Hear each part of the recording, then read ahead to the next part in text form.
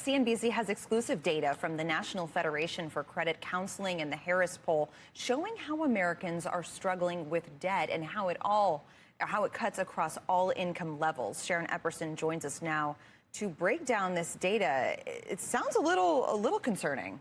It is concerning, Leslie. Data shows that many Americans are missing the mark on executing financial basics like budgeting, building emergency savings, paying bills on time, even though they give themselves top grades on their knowledge of personal finance. According to the National Foundation for Credit Counseling survey that was conducted by the Harris Poll, more than half of Americans do not have a budget. 2 in 5 carry credit card debt month to month with an average balance of about $6,500. And while lower income households are most likely to worry about paying for basic expenses, new research shows Americans face a serious debt dilemma regardless of how much money they make. It really doesn't matter on the income level. It's really about the debt level, because when you reach the tipping point that the interest expense exceeds what you can afford to pay, that's what gets the consumer into trouble. There's several signs consumers' debt struggles are getting worse. The latest NFCC survey found the percentage of people who said they made a credit card payment less than the required minimum in the last 6 months rose to 13% in August, up from 8% in the spring. There was the same increase in people who transferred debt between cards, and the share of borrowers who consolidated credit card debt into a personal loan doubled to 8%, up from 4%. Other data from VantageScore shows more consumers are failing to pay bills on time compared to a year ago, and payments that are more than 90 days late are rising. The employment environment, that's worsening, and we're seeing that in late payments.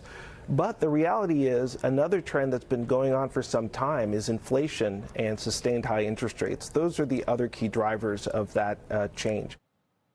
VantageScore's Tavares says an across-the-board increase in late payments over the past year shows signs of financial strain even among the most credit-worthy borrowers.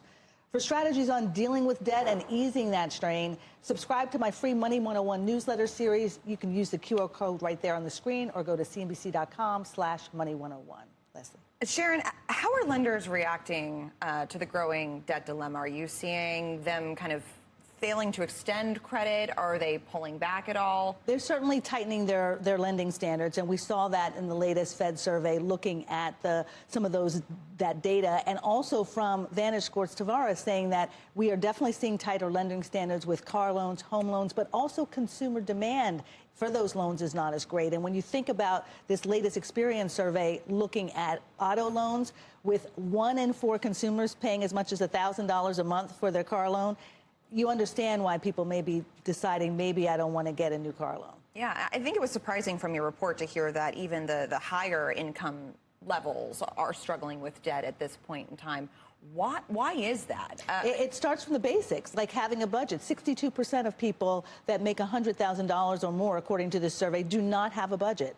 20% are worried about being able to make their payments. And so when you look at that data and also look at the fact that some of the, quote, negative credit card behaviors that we've seen over the past 6 months, whether that is failing to pay the minimum balance or transferring between cards, that's the same percentage regardless of whether it's low income or higher income individuals. So I think the pain is being felt across the board, and there's a real squeeze kind of with the middle income consumer. Yeah, that's really fascinating, especially, we talk all the time about just this bifurcation in terms of who's holding up from a borrowing standpoint. Exactly. We often think that, when we see these normalization levels come, it's because there's an aggregate level here and that the higher income is doing better, but clearly they're doing it differently. People are still spending, but those at the lower income are spending for basic necessities. At the higher income, they're spending on big ticket items, but they're pulling back on that a little bit because of